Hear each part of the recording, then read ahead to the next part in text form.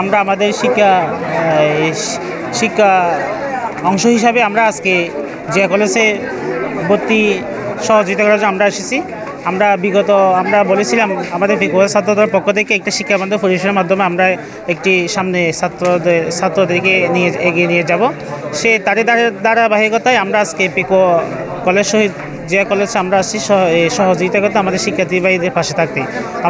আমাদের শ্রদ্ধেয় নেতা জনাব আহাদ সালাউদ্দিন আহমদের পক্ষ থেকে আমরা আমাদের ছাত্র দলের উদ্যোগে আমরা ছাত্রদের পাশে এসে দাঁড়িয়ে তাদেরকে সর্বভর্তি সহযোগিতা করার জন্য আমরা আজকে এই কর্মসূচি পালন করতেছি।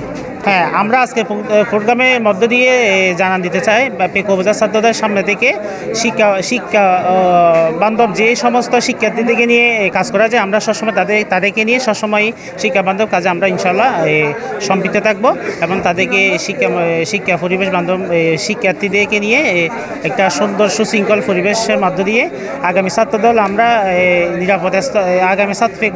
আগামী পিকো উপজেলা ছাত্রদল হবে শিক্ষার্থীর জন্য নিরাপদ স্থান। সেই ধারাবাহিকতা আমরা কাজ করে যাচ্ছি, ইনশাল্লাহ কাজ করে যাবো।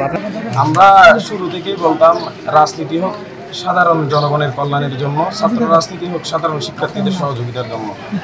তারই ধারাবাহিকতায় আজকে পিকো উপজেলা ছাত্রদল পিকো শহীদ জিয়াউর রহমান উপকূলীয় কলেজের একাদশ শ্রেণীতে ভর্তি হতে আসা নবীন শিক্ষার্থীদের তথ্য দিয়ে সহায়তার কাজে আজ সকাল থেকে অক্লান্ত পরিশ্রম করে যাচ্ছে। তাদের ভর্তির জন্য কী কী কাগজ লাগবে, একাডেমিক ট্রান্সক্রিপ্ট, টেস্টিমোনিয়াল, এই পিতামাতার আইডি কার্ডের ফটোকপি, তারপর শিক্ষার্থীর জন্ম নিবন্ধনের ফটোকপি, যা যা তথ্য যা যা কাগজপত্র ওদের লাগে